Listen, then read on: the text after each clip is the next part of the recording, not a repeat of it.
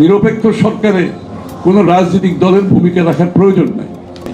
কারণ আমাদেরকে সরকারে আসতে হলে জনগণের ম্যান্ডেট নিয়ে আসতে হবে, জনগণের ভোট নিয়ে আসতে হবে, যে বাংলাদেশের মানুষের মালিকানা একটা নির্বাচনের মাধ্যমে, প্রতিনিধিত্বশীল সরকারের মাধ্যমে, সংসদের মাধ্যমে সেটা জনগণ ফিরে পাবে। সেটাই ছিল প্রত্যাশা, এবং সেই প্রত্যাশা কিন্তু এখনো জনগণের আছে। সুতরাং সেটা বিলম্বিত হওয়ার কোনো সুযোগ নাই, কোনো সুযোগ নাই। বাংলাদেশের মানুষের মালিকানা ফিরিয়ে দেওয়া ছাড়া গণতন্ত্রের অগ্রগতির কোনো সুযোগ নেই।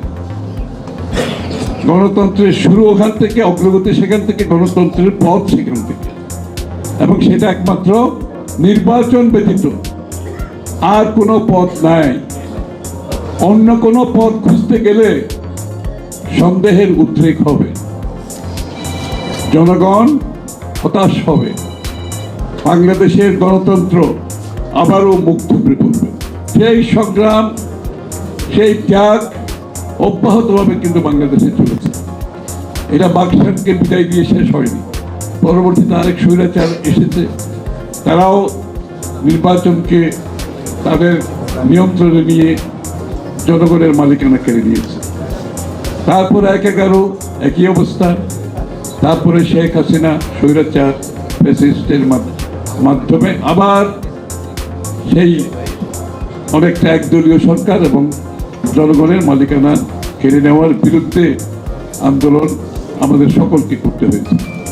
কিন্তু এই আন্দোলনের প্রতিটি ক্ষেত্রে আপনারা যদি দেখেন, বাকশালের বিরুদ্ধে শহীদ প্রেসিডেন্ট জিয়া রহমান সাহেবের ভূমিকা, বহুদলীয় গণতন্ত্র ফিরিয়ে আনা, পরবর্তীতে স্বৈরাচারের সাদের বিরুদ্ধে একমাত্র নেত্রী যিনি শুরু থেকে শেষ পর্যন্ত আপোষহীনভাবে সংগ্রাম চালিয়ে স্বৈরাচারকে বিদায় করেছে, সেটাও বাংলাদেশ জাতীয়তাবাদী দলের নেতৃত্বে হয়েছে।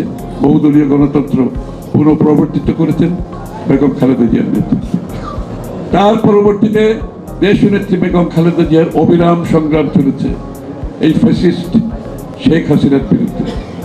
নিজের জীবনের বিনিময়ে গণতন্ত্রের জন্য লড়ে গেছেন, জেলখানায় থেকেছে 6 বছরের অধিককাল সময়, কিন্তু আপোষ করেন না।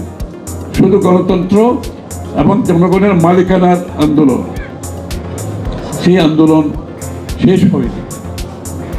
আজকে আমরা আবার কিন্তু সেই বহুদলীয় গণতন্ত্র, জনগণের মালিকানা ফিরিয়ে দেওয়ার কথা আবার বলতে হচ্ছে। যেই কারণে শেখ হাসিনাকে বিদায় করা হয়েছে, ফ্যাসিস্টকে বিদায় করা হয়েছে, সেটা শুধুমাত্র বাংলাদেশের মালিকানা জনগণের কাছে ফিরিয়ে দেওয়ার জন্য।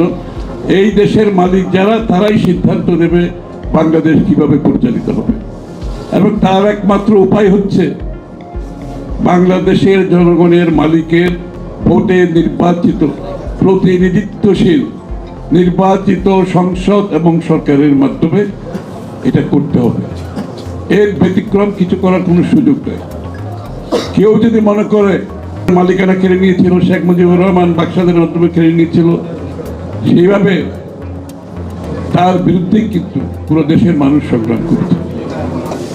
সুতরাং আমরা আর নতুন করে সেই সংগ্রাম করার তো দরকার নাই। শেখ হাসিনাকে বিদায় করার পরে এটাই স্বাভাবিক ছিল যে আবার জনগণের মালিকানা জনগণের কাছে ফিরে যাবে,